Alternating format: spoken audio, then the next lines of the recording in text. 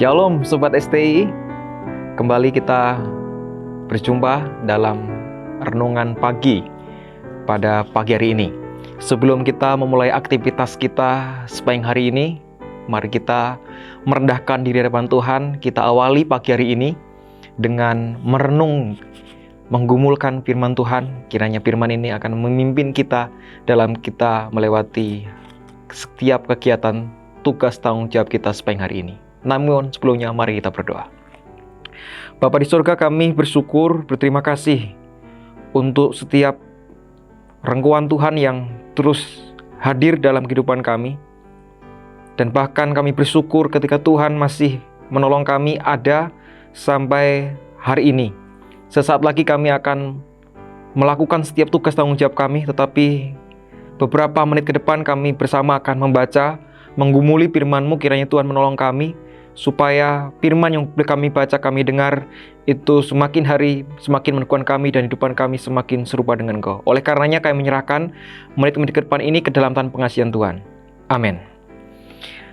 Renungan kita pada pagi hari ini terambil dari Habakuk pasal yang kedua, ayat 1 sampai yang keempat. Aku mau berdiri di tempat pengintianku dan berdiri tegak di menara. Aku mau meninjau dan menantikan apa yang akan difirmankan kepadaku dan apa yang akan dijawabnya atas pengaduanku. Lalu Tuhan menjawab aku demikian, tuliskanlah penglihatan itu dan ukirkanlah itu pada loh-loh, supaya orang sambil lalu dapat membacanya. Sebab penglihatan itu masih menanti saatnya, tetapi ia bersegera menuju kesudahannya dengan tidak menipu. Apabila berlambat-lambat, nantikanlah itu, sebab itu sungguh-sungguh akan datang dan tidak akan bertangguh. Sesungguhnya orang yang membusungkan data tidak lurus hatinya, tetapi orang yang benar itu akan hidup oleh percayanya. Amin. Sobat ST yang dikasihi Tuhan Yesus Kristus, kalau kita membaca kitab Habakuk, nampaknya itu seperti sandwich. Jadi ada keluhan di dalam ayat 2 sampai 4, keluhan Hosea ketika melihat penindasan, kejahatan, dia mengeluh kepada Tuhan. Tetapi kemudian ayat 5 sampai ayat yang ke-11 ada jawaban Tuhan. Tetapi Tuhan membawa, yaitu mengirimkan orang Kasdim untuk menghukum mereka. Kemudian ayat 12 sampai 17 itu kembali lagi keluhan, ada lagi keluhan. Di mana keadilan-Mu Tuhan? Bukankah Engkau Tuhan yang Maha Kudus? Kenapa mengirimkan bangsa Kasdim? Mereka itu lebih jahat daripada kami. Kenapa Engkau tidak mengirimkan orang yang lebih suci daripada kami? Begitu kira-kira.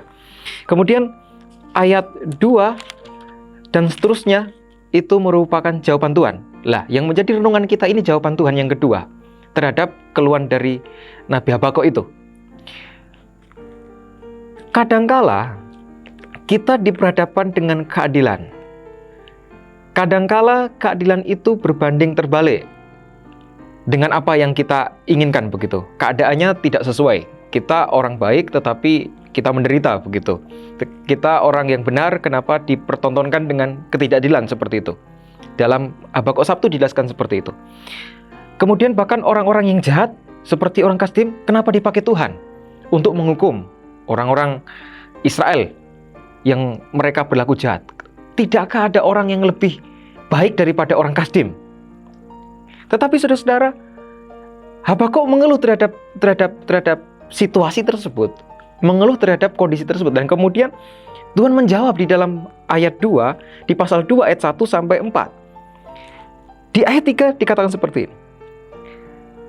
Nantikanlah itu, sebab itu sungguh-sungguh akan datang dan tidak bertangguh. Tuhan, keluhan Habakuk yang kedua tentang di manakah keadilan Tuhan terkait Tuhan mengirimkan bangsa Kasdim tadi. Kemudian Tuhan menjawab, nantikanlah waktunya. Waktunya akan datang, tetapi mungkin tidak sekarang, tapi nanti.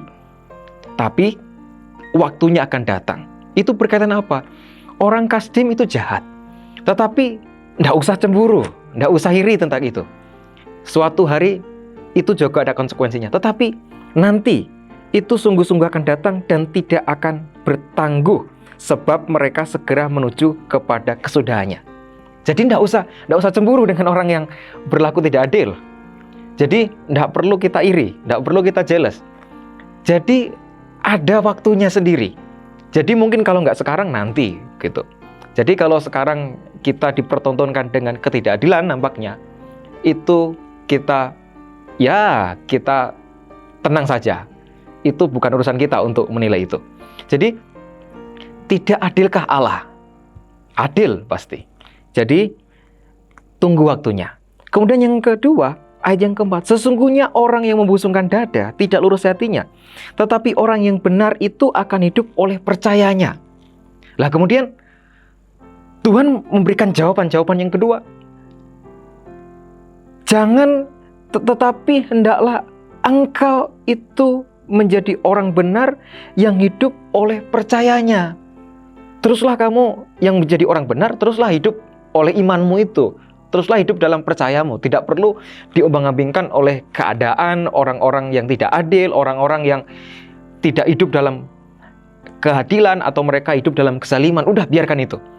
Tetapi teruslah kamu orang yang benar itu, hiduplah oleh percayamu. Hiduplah oleh imanmu itu kepada Tuhan. Sobat ST yang terkasih, tidak adilkah Allah?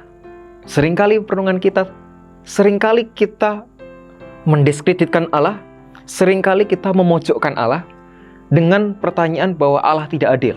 Sehingga ada satu pertanyaan kita yang mungkin tidak terjawab, tidak adilkah Allah?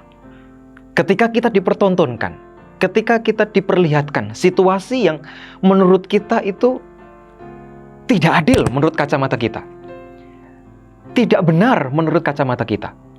Bahkan itu benar-benar mungkin dilakukan orang yang tahu kebenaran, atau mungkin orang yang tidak tahu kebenaran. Tetapi kita dipertontonkan itu, dan itu mengusik hati kita untuk kita bertanya, mengapa Allah membiarkan itu? Tidak adilkah Allah? Tetapi renungan kita pagi hari ini mengingatkan kita. Mari kita belajar. Kita tidak perlu pusing memikirkan itu.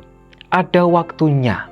Orang-orang itu, orang yang tidak adil, mungkin dia fine-fine saat ini, baik-baik saja. Tetapi ada waktunya, kesudahnya akan tiba. Kapan waktunya? Nanti. Itu bukan urusan kita, urusan Tuhan.